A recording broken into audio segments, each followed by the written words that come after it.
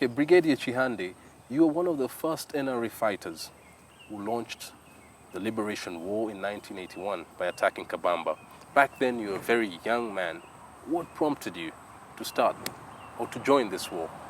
It was the pertaining political situation then. We had lived during Amin's rule. I don't want to call it leadership because it was basically a rule, dictatorship. So we thought that after the fall of Amin, Uganda would go back to the track of politically stable leadership, whereby people themselves would elect their own leaders. And then we developed. But then we didn't see that coming. And we decided that no, we should stop this. We should stop resistance. And that's when we nurtured an idea of being the vanguard of a resistance against dictatorship in Uganda. It's now 27 years of NRM being in power.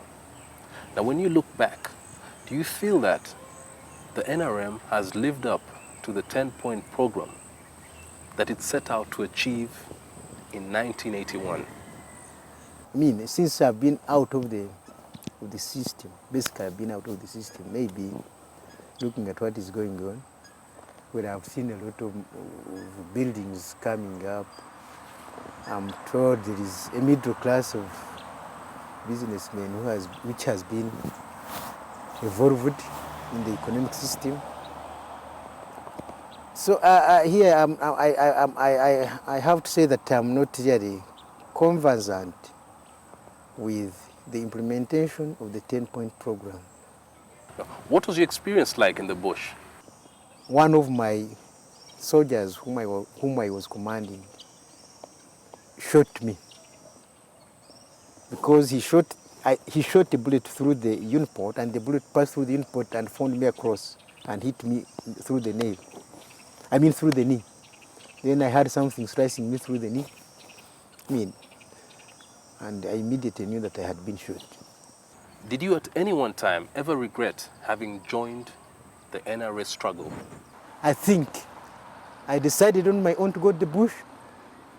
I had the reason why I had to go to the bush. There was a cause why I had to go to the bush. And for that matter, I should not give up. And I'm very proud to be part of that episode. There's this book I read in high school known as Darkness at Noon by an author called Arthur Koestler about revolutions.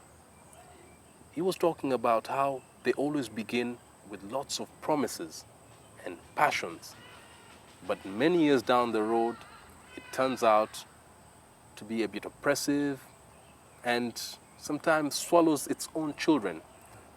What do you think about Koestler's views in relation to Uganda's situation now? I've seen different situations springing up. That is whereby the NRM, the former cadres, are now fighting against the original, the streamline, the main NRM.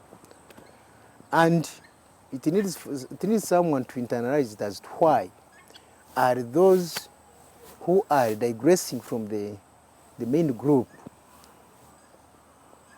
doing it because they have seen something is not coming up, or they are doing it because of their own interests.